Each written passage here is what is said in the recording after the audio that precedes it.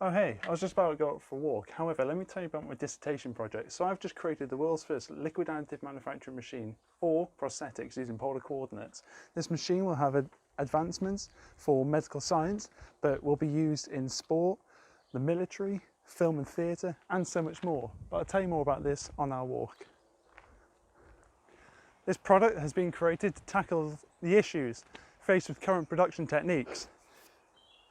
Current prosthetics for lower limb amputees are made the same way they were last century, through plastic casting techniques.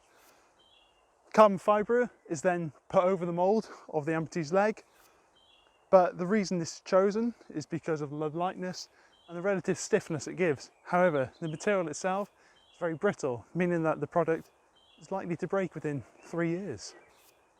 Additive manufacturing is here to solve this issue.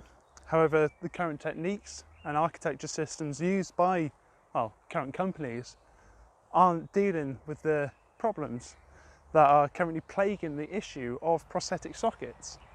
One of the biggest problems faced with 3D printed products is delamination. Chromatic 3D's flex 2 material chemically bonds to the layer below, meaning that delamination is no longer a thing. In fact, because it is no longer a thing, the whole system, the whole product, is one entire unit, essentially making it like it's injection molded. Polar coordinates are used because, geometrically speaking now, a prosthetic socket for a lower limb amputee, that is essentially a cylinder. The rotating print bed is exceptionally good at rotational printing, obviously, so this is a no-brainer to use it.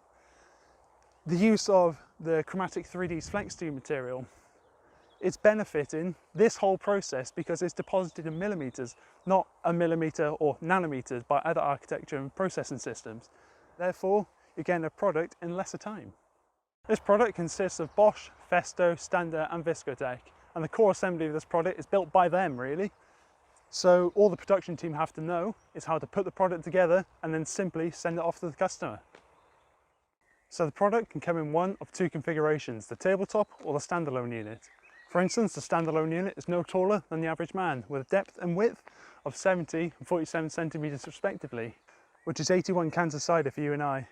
The Stratasys F270, for instance, has a print volume of 27,000 centimeters cubed. However, the Polar 3D printer developed by myself takes up 58% less space than that does, and for a similar print volume, for essentially the same price. The ideal product to be sent out to customers is a standalone unit, as this offers greater material storage and is easier to access and maintain. However, the product would need to be secured to another unit of itself or a wall. This is because the depth of the product is enough to stop it from falling over. However, this design decision was deemed suitable because the price point of £35,000 to £50,000 would mean that the customer would be willing to accommodate the needs of this machine. The product for the standalone unit is made up of 5 core assemblies. The axle assembly, which consists of the Festo and Viscotech components. Then you have the rotary assembly, which has the stander and print bed. The electrical assembly, which consists of all the servo motors and other electrical equipment. Then you have the core frame set, which encapsulates the print volume. And then you have the standalone frame set, which increases the height of the core product for ergonomic standalone use. To use this machine, you're required to have a hosting computer. Though competitors to this product will come with one, their price point should demand that they should have one. The reason for not requiring one is so that anyone on the same network as the 3D printer can simply remote in and set up a print. This is something that no one else on the market, or at least none that I could find in my research, can do.